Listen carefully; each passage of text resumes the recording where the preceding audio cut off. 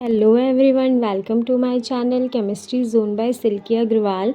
Today's topic is partial molar properties, which is taken from MSc second semester chemistry. The subject is physical chemistry. तो आज का हमारा topic है partial molar properties, जो कि physical chemistry MSc second semester chemistry का है। ठीक है, जिसमें हम सबसे फर्स्ट सिनॉप्सिस को डिस्कस करेंगे, जिसमें हमको पढ़ना क्या है, introduction, partial molar properties. Partial molar properties में और भी पढ़ेंगे, जिसमें आएगा partial molar enthalpy, partial molar volume, partial molar internal energy, conclusion and reference. तो हमारा टॉपिक जो है वो है पार्शियल मोलर प्रॉपर्टीज़, जो कि physical chemistry MSc second semester का है। ठीक है, तो ये जो प्री फिजिकल केमिस्ट्री का है ना, ये सेकेंड लेक्चर है, जिसका फर्स्ट लेक्चर मैंने अपलोड कर चुका है, जिसमें मैंने पूरा थर्मोडाइनमिक्स क्लासिकल थर्मोडाइनमिक्स का जो बेसिक रेज्यूम था ना, वो सारा चीज़ उसमें है। इट मीन्स जितना भी बेसिक उसमें दिया हुआ था, जो भी एक्सप्लेनेशन, वो सब मैंने एक्सप्लेन कर दिया है प्रीवियस वाले वीडियो में। अगर आप उसको नहीं देखे होंगे तो उसको देख सकते हैं, क्योंकि वो देख लेंगे ना तो क्या लाइन से अगर देखेंगे तो सारी चीज़ें ईजिली समझ में आएंगी, जिसका लिंक आपको डिस्क्रिप्शन बॉक्स में मिल जाएगा। और अगर आप वहाँ प्लेलिस्ट में जा कर के देखेंगे तो वहाँ से भी आपको मिल जाएगा। ठीक है, तो इसका फर्स्ट लेक्चर जो है वो मैंने अपलोड कर दिया, उसको आप देख लीजिए, उसके बाद ये देखेंगे तो अच्छे से समझ में आ जाएगा। तो इसका सेकेंड टॉपिक जो है फिजिकल केमिस्ट्री का है, वो है पार्शियल मोलर प्रॉपर्टीज़। तो यहाँ पे हम पढ़ेंगे पार्शियल मोलर प्रॉपर्टीज़ होती क्या है, फिर वही पार्शियल मोलर प्रॉपर्टीज़ पढ़ेंगे फ्री एनर्जी के लिए, वॉल्यूम के लिए, हीट कंटेंट के लिए। ठीक है, इसके लिए पढ़ेंगे, जिसमें सबसे फर्स्ट मैं पहले एक बार बताती हूँ एक्सटेंसिव और इंटेंसिव। तो जो मैंने प्रीवियस वीडियो है ना, उसमें बताया है अच्छे से कि एक्सटेंसिव इंटेंसिव प्रॉपर्टीज़ क्या होती है। तो फिर से वही बोलूँगी, एक बार आप उसको देख लेंगे ना तो ये ईजिली अच्छे से और अच्छे से समझ में आ जाएगा। ठीक है, तो यहाँ मैं एक बार ओवरव्यू दे देती हूँ एक्सटेंसिव और इंटेंसिव। तो दो तरीके की प्रॉपर्टीज़ होती है, मैक्रोस्कोपिक प्रॉपर्टी होती है, एक होती है एक्सटेंसिव, एक होती है इंटेंसिव। एक्सटेंसिव प्रॉपर्टीज़ किसको बोलते हैं, मतलब ऐसी कोई प्रॉपर्टी ना जो कि मैटर पे डिपेंड करती है, मतलब नंबर ऑफ सॉल्यूट पे डिपेंड करती है, वो चेंज होता है तो वो प्रॉपर्टी भी चेंज होती है। लेकिन ऐसी प्रॉपर्टी जहाँ पे मैटर चेंज होने से ना प्रॉपर्टी चेंज नहीं होती है, उसको बोलते हैं इंटेंसिव प्रॉपर्टी। ठीक है, तो ये बस एकदम सिंपल सा, बस ये ध्यान रखिएगा कि अगर मैटर चेंज होता है तो वो प्रॉपर्टी अगर चेंज हो रही है वो एक्सटेंसिव प्रॉपर्टी होगी, और अगर मैटर चेंज हो रहा है लेकिन प्रॉपर्टी चेंज नहीं हो रही है तो उसको इंटेंसिव प्रॉपर्टी बोलते हैं। ठीक है, तो अब यहाँ पे पढ़ेंगे पार्शियल मोलर प्रॉपर्टीज़। तो ये होता क्या है, तो ये कॉन्सेप्ट को सबसे फर्स्ट दिया था जीएन ल्यूइस ने 1907 में। तो एक्सटेंसिव प्रॉपर्टी जैसे कि क्या बोल रहा है कि वॉल्यूम, प्रेशर, ई मतलब क्या होता है internal energy, H enthalpy, S entropy, G मतलब गिब्स फ्री एनर्जी। इसको अगर क्लोज सिस्टम में हम इसको कैलकुलेट करते हैं तो इसके एक्सपेरिमेंटल और थ्योरेटिकल वैल्यू में कोई भी चेंज नहीं आता। तो अब यहाँ पे आया क्लोज सिस्टम, तो ये भी मैंने एक्सप्लेन कर चुका है प्रीवियस चैप्टर उसमें लेक्चर में, फिर भी मैं एक बार बता देती हूँ। जैसे अगर ये एक वो है, क्या बोलते हैं, सिस्टम है, और ये पूरा क्या होता है, सराउंडिंग होता है। ठीक है, जो हम ऑब्जर्व करने के लिए जहाँ पे लेते हैं ना, बस वही पर्टिकुलर सिस्टम होता है, बाकी सारा सराउंडिंग होता है।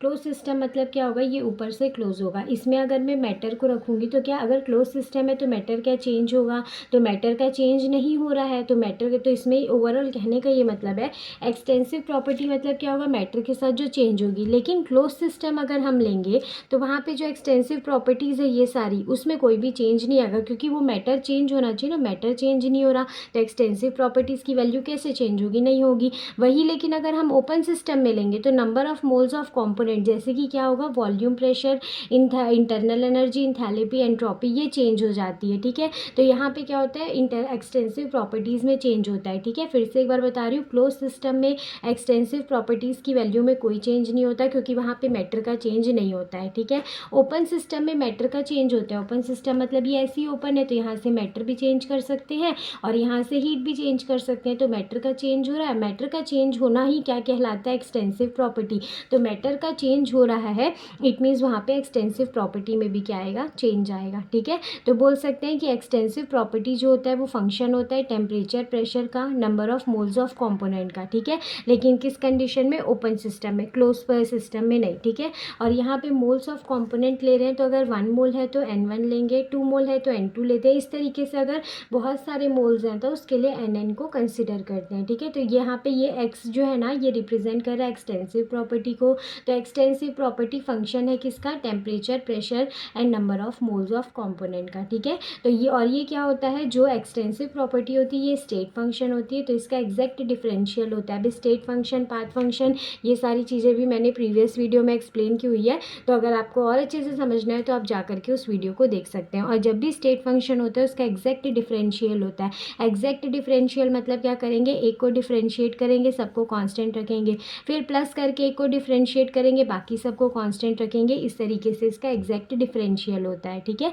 ये जो है ना ये पार्शियल मोलर प्रॉपर्टीज़ में एकदम स्टार्टिंग से आपको बता रही हूँ कि ये होती क्या है, ताकि एक एक स्टेप आप समझेंगे ना तो आपको समझ में आएगा कि ये होता क्या है। तो पहले तो ये समझना ज़रूरी है कि एक्सटेंसिव प्रॉपर्टीज़ क्या होती है। और एक्सटेंसिव प्रॉपर्टीज़ जो एक कंडीशन में चेंज होती है, जो कि होता है ओपन सिस्टम। क्लोज सिस्टम पे इसकी वैल्यू को कभी भी चेंज नहीं होती है, और जब इसकी वैल्यू चेंज होती है तभी ये फंक्शन होता है temperature, pressure and number of moles of component का। तो इसको रिप्रेजेंट करते हैं एक्स से, और ये फंक्शन होता है temperature, pressure and number of moles of component का। एंड जो एक्सटेंसिव प्रॉपर्टी होती है वो स्टेट फंक्शन होती है, और स्टेट फंक्शन का हमेशा एग्जैक्ट डिफरेंशियल होता है। दो जो मैथ्स वाले हैं उनको तो समझ में आ गया होगा एग्जैक्ट डिफरेंशियल कैसे करते हैं। एक का वो डिफरेंशिएशन करते हैं तो बाकी सबको कांस्टेंट लेते हैं, फिर प्लस करके दूसरे का करते हैं। लेकिन जो बायो वाले हैं ना उनको थोड़ा सा समझने में थोड़ा टाइम लगेगा, लेकिन जैसे जैसे बता रही हूँ आप समझते जाइए तो अच्छे से समझ में आ जाएगा। अब यहाँ पे जैसे दिया एग्जैक्ट डिफरेंशियल, मैंने बताया किस तरीके से होगा। तो यहाँ पे जब भी क्या करते हैं एग्जैक्ट डिफरेंशियल, तो इसमें डी लेते हैं, और कम वो होगा ना पार्ट कंप्लीट, तो वहाँ पे क्या करते हैं डेल को यूज़ करते हैं, ठीक है। तो हम यहाँ पे डी को लेंगे, तो ये डी एक्स था। अब मैं वहाँ बताई थी ना एक्स इज इक्वल्स टू, वहाँ पे क्या लिखा था, फंक्शन लिखा था टेम्परेचर, प्रेशर, N1 N2 इस तरीके से लिखा था, ठीक है। तो फर्स्ट क्या लेंगे, इसका डिफरेंशिएशन करेंगे तो सब कॉन्स्टेंट। तो यहाँ पे क्या लेंगे, डी, ये एक्स है तो यहाँ पे भी D x by D T, किसके टर्म्स में रिस्पेक्ट में करें, टेम्परेचर, तो यहाँ डेल टी है तो यहाँ डी टी आएगा, ये सारी चीज़ें कांस्टेंट, ठीक है। अब प्रेशर के टर्म्स में करेंगे तो यहाँ पे आएगा del x by del p, del x by del p, और यहाँ पे डी पी, तो यहाँ पे ये सारी चीज़ें कांस्टेंट। अब यहाँ पे एक मोल 1 मोल ऑफ कॉम्पोनेंट के लिए लेंगे तो N1 लेंगे, सेकेंड मोल ऑफ कॉम्पोनेंट के लिए लेंगे तो यहाँ पे N2 लेंगे, और N मोल ऑफ कॉम्पोनेंट के लिए लेते हैं तो यहाँ पे DN लेते हैं। इस तरीके से क्या करेंगे डिफ्रेंसिएशन, कुछ नहीं करना है, बस क्या करना है एक एक को कंसिडर करना है और बाकी सबको कांस्टेंट लगाना है, फिर प्लस लगाना है, फिर एक को कंसिडर करना है, फिर बाकी सबको कांस्टेंट लेना है। इस तरीके से करेंगे, ठीक है। लेकिन अगर हम इस तरीके से पूरा कंटिन्यू करते गए तो क्या होता है बहुत सारी वैल्यूज़ आ जाती है, इसलिए हम कंसिडर करते हैं 2 कॉम्पोनेंट सिस्टम। 2 कॉम्पोनेंट सिस्टम मतलब एक N1 होगा और एक क्या होगा N2 होगा। तो इसी को सेम लिखी हुई हूँ मैं पूरा, बस यहाँ पे क्या किया N1 और N2 में स्टॉप कर दिए, क्योंकि सारे का नहीं लेना है, सिर्फ 2 कॉम्पोनेंट सिस्टम में करेंगे ताकि हमारी वैल्यू जो है वो सही से आ जाए, ठीक है। ये हुआ। अब उसके बाद क्या होता है ना, ये तो टेम्परेचर है, ये प्रेशर है, ये एक मोल, ये कंपोनेंट जो है ये किसके लिए, 1 कंपोनेंट से, ये एक कंपोनेंट सिस्टम के मोल्स है, और ये क्या है सेकंड कंपोनेंट सिस्टम के मोल्स है।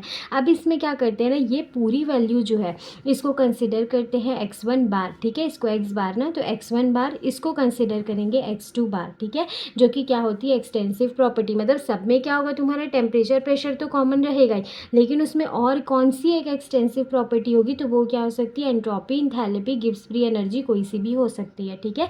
तो ये पूरी वैल्यू को हम x1 कंसिडर करेंगे, x1 बार, ये पूरी वैल्यू को x2 बार कंसिडर करेंगे, ठीक है। बाकी एज इट इज़ मैंने लिख दिया है। तो इस इक्वेशन में x1 बार और x2 बार जो होता है वो होता है पार्शियल मोलर प्रॉपर्टीज़, इसी को ही बोलते हैं पार्शियल मोलर प्रॉपर्टीज़।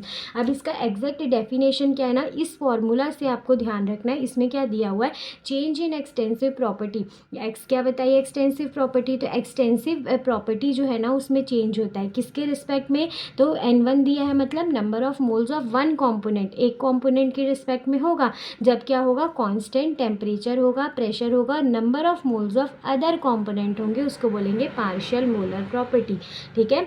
फिर से एक बार बता रही हूँ, पार्शियल मोलर प्रॉपर्टी क्या होता है, तो एक्सटेंसिव एनर्जी में चेंज होता है किसके रिस्पेक्ट में, तो एक कॉम्पोनेंट के मोल्स के रिस्पेक्ट में होगा, उस टाइम पे टेम्परेचर, प्रेशर और दूसरे मोल्स जो है ना, दूसरे कॉम्पोनेंट के मोल्स जो है वो क्या होंगे, कांस्टेंट होंगे, इसी को बोलते हैं पार्शियल मोलर प्रॉपर्टी। अब हमेशा इसको क्या करते हैं, कैपिटल लेटर से डिनोट करते हैं, पूरे में सब में एक ही इक्वेशन को यूज़ करेंगे, बस क्या होगा ये एक्स की वैल्यू चेंज है। अगर एंट्रोपी लूँगी तो यहाँ पे एस बार लिखूँगी, इंथैल्पी लूँगी तो एच बार लिखूँगी, गिव्स फ्री एनर्जी लूँगी तो जी बार लिखूँगी, ठीक है। अब इसी को अगर मैं यहाँ पे बता रही हूँ इसकी वैल्यू क्या है, तो वही दिया हुआ है यहाँ पे डेल एक्स है, डेल एन आई, यहाँ पे 1 2 3 4 तो हम कितना भी ले सकते हैं, ठीक है, इसलिए इसको आई यहाँ पे लिया गया है। टेम्परेचर, प्रेशर और एन जे, जे हुआ, जे एक वो होता है, एक कॉम्पोनेंट ये है, दूसरा कॉम्पोनेंट ये है। यहाँ पे कभी भी दोनों कॉम्पोनेंट की जो नंबर ऑफ मोल्स है ना वो दोनों सेम नहीं होने चाहिए, ठीक है। तो यहाँ पे ओवरऑल यहाँ पे क्या होता है, पार्शियल मोलर प्रॉपर्टी, तो वहाँ पे यहाँ पे होता है कि एक्सटेंसिव प्रॉपर्टी जो होती है वो चेंज होती है। Number of moles of one component, एक कॉम्पोनेंट के रिस्पेक्ट में, जहाँ पे टेम्परेचर, प्रेशर और number of moles of other component जो होता है क्या होता है, कांस्टेंट होता है। और ये दोनों मोल्स जो होते हैं ना, नंबर ऑफ मोल्स दोनों कॉम्पोनेंट के वो सेम नहीं होने चाहिए। अभी जो मैंने बताया वो था पार्शियल मोलर प्रॉपर्टी। या पार्शियल मोलर प्रॉपर्टीज़ में ना इंथैल्पी आता है, वॉल्यूम आता है, internal energy. Partial molar properties किसको बोला, एक्सटेंसिव को बोला। तो एक्सटेंसिव प्रॉपर्टीज़ कौन कौन सी होती है, टेम्परेचर होता है, प्रेशर होता है, इंथैल्पी होगा, internal energy, gives free energy, volume, entropy, ये सब आता है, ठीक है। लेकिन टेम्परेचर, प्रेशर तो सब में गिवन ही है। तब हम क्या करते हैं, बस इन वैल्यू को पुट करते जाते हैं और न्यू फार्मूला को फॉर्म करते जाते हैं, ठीक है। जैसे अभी यहाँ दिए पार्शियल मोलर प्रॉपर्टी था, अभी यहाँ क्या दिया, partial molar enthalpy. It means जहाँ पे एक्सटेंसिव प्रॉपर्टी एक्स बार दिया था उसके जगह पे क्या आ जाएगा, इंथैल्पी बोल रहा है तो एच बार आएगा, ठीक है। सेम वैसे ही अब यहाँ वॉल्यूम बोल रहा है तो यहाँ क्या आएगा, वी बार आएगा। इंटरनल एनर्जी बोल रहा है तो यहाँ पे क्या आएगा, ई बार आएगा, ठीक है। तो पूरा फॉर्मूला सेम होगा। एक्स के जगह पे क्या लेंगे, पूरा इंथैल्पी है तो H, del H by del T, और यहाँ डी टी, फिर del H by del P D P, और यहाँ एच 1 बार और यहाँ पे एच 2 बार होगा, ठीक है। इस इक्वेशन में एच 1 बार और एच 2 बार क्या होता है, पार्शियल मोलर इंथैल्पी होता है, ठीक है। अब इसका डेफिनेशन सेम वैसे ही होगा, क्या होगा, यहाँ पे ये वाला, ये वाले को लिखेंगे तो ये इंथैल्पी में चेंज होता है, किसके रिस्पेक्ट में दिया है, तो number of moles of one component, एक कॉम्पोनेंट के रिस्पेक्ट में, जहाँ पे टेम्परेचर, प्रेशर और number of moles other component के क्या होते हैं, कॉन्स्टेंट होते हैं। अगर मैं इसी को लिखूंगी तो इस तरीके से लिख सकती हूँ, यहाँ आएगा डेल एच बाई, यहाँ पे डेल एन वन, एक कॉम्पोनेंट का आया, फिर यहाँ पे आएगा टेम्परेचर, प्रेशर और दूसरे मोल का कंपोनेंट जो है वो क्या होगा, कांस्टेंट होगा। वही चीज़ यहाँ पे लिखा है, वहाँ पे क्या लिखा था, चेंज इन एक्सटेंसिव प्रॉपर्टी, यहाँ दिया चेंज इन इंथैल्पी, ठीक है। किसके रिस्पेक्ट में होगा, तो number of moles of one component के रिस्पेक्ट में, जहाँ पे टेम्परेचर, प्रेशर और number of moles of second component जो होगा वो कॉन्स्टेंट होगा, उसी को पार्शियल मोलर इंथैल्पी बोलेंगे। सेम वैसी वॉल्यूम के लिए होगा तो यहाँ V1 बार और V2 बार लेंगे। डेफिनेशन पूरा सेम आएगा, बस यहाँ पे लिखेंगे पार्शियल मोलर वॉल्यूम, यहाँ पे लिखेंगे चेंज इन वॉल्यूम और लास्ट में लिखेंगे पार्शियल मोलर वॉल्यूम, ठीक है। सेम वैसे यहाँ पे अगर निकालेंगे इंटरनल एनर्जी के लिए वो भी सेम आएगा पूरा, बस यहाँ E1 बार और E2 बार लेंगे। तो इसको कैसे लिखेंगे, change in internal energy with respect to total number of moles of one component and constant temperature, pressure and number of moles of other component is called partial molar volume, ठीक है। बस क्या करना है, इंथैल्पी की जगह एक बार volume लगाना है, एक बार इंटरनल एनर्जी लगाना है, बाकी दोनों का डेफिनेशन जो होगा वो सेम होगा, इसलिए मैं यहाँ लिखी नहीं हूँ, लिख दी हूँ सेम एज अबाउट, डेफिनेशन पूरा सेम होगा। तो आई होप आप लोगों को समझ में आया होगा कि पार्शियल मोलर प्रॉपर्टीज़ जो है वो होती क्या है, ठीक है। तो एकदम ईजी है, एक अगर फॉर्मूला आपको याद है ना तो आप उससे सारे फॉर्मूलाज को फॉर्म कर सकते हो, एक को अगर अच्छे से समझ लोगे तो सारा अच्छे से समझ में आ जाएगा। और आपको ऐसे इसके डेफिनेशन को याद नहीं करना है, ये वाला जो वो है ना फॉर्मूला है, ये फॉर्मूला, इस फॉर्मूला से ही आपको खुद से डेफिनेशन को क्रिएट करना है, ठीक है। इसके बाद का जो अभी का जो ये टॉपिक था ये पार्शियल मोलर प्रॉपर्टीज़, इसके बाद जो आएगा वो है केमिकल पोटेंशियल, जो कि इसी से ही मिलता जुलता है, ठीक है। तो मैं आपको सजेस्ट करूँगी आप इसको अच्छे से समझ लीजिए तो वो एकदम ईजिली समझ में आ जाएगा, ठीक है। एक बार मैं ओवरव्यू दे देती हूँ, पूरा सेम होता है, बस डिफरेंस क्या होता है, वहाँ पर गिव्स फ्री एनर्जी होती है। तो जहाँ हम एच यूज़ कर रहे हैं इंथैल्पी के लिए, एक्स यूज़ कर रहे हैं एक्सटेंसिव प्रॉपर्टी के लिए, वी यूज़ कर रहे हैं वॉल्यूम, ई यूज़ कर रहे हैं इंटरनल एनर्जी, वैसे ही गिव्स फ्री एनर्जी के लिए जी यूज़ करते हैं। और जब इसका फार्मूला में हम जी यूज़ करते हैं ना, इसी को केमिकल पोटेंशियल बोलते हैं, जो कि आने वाला जो लेक्चर होगा उसमें मैं अच्छे से एक्सप्लेन करूँगी आपको होता क्या है और उसमें कौन कौन से फैक्टर्स जो है वो अफेक्ट करते हैं उसको, वो सारी चीज़ों को मैं एक्सप्लेन करूँगी। ये आप अगर एग्जाम पॉइंट ऑफ व्यू से भी देखेंगे ना तो ये आपके लिए काफ़ी हेल्पफुल है, क्योंकि ये शॉर्ट नोट्स में आता है। तो अगर शॉर्ट नोट्स में आएगा तो आपको लिखना कैसे है, तो सबसे फर्स्ट आप पहले एक्सप्लेन करेंगे कि पार्शियल मोलर प्रॉपर्टीज़ होता क्या है। अगर वॉल्यूम के लिए पूछा है तो वहाँ पर किसी के लिए भी पूछा हो, लेकिन आपको पहले उसको एक्सप्लेन करना है, फिर उसके बाद यहाँ पे जैसे वॉल्यूम पूछा है तो वॉल्यूम का बताएंगे, इंटरनल एनर्जी पूछा है तो इंटरनल एनर्जी का बताएंगे। ठीक है, आई होप आप लोगों को समझ में आया होगा। अगर आपको नोट्स की रिक्वायरमेंट है तो आप मेरे मेल में मैसेज कर सकते हैं, जिसका लिंक आपको डिस्क्रिप्शन बॉक्स में मिल जाएगा। और इससे पहले वाला जो लेक्चर है फिजिकल केमिस्ट्री का, आप उसको भी देख ले जा करके, क्योंकि इसमें एक दो टर्म है जैसे कि extensive property, open system, close system, उसमें मैंने अच्छे से एक्सप्लेन कर दिया है। वो अगर आप समझ जाएंगे ना तो ये आपको और अच्छे से समझ में आ जाएगा। Thank you.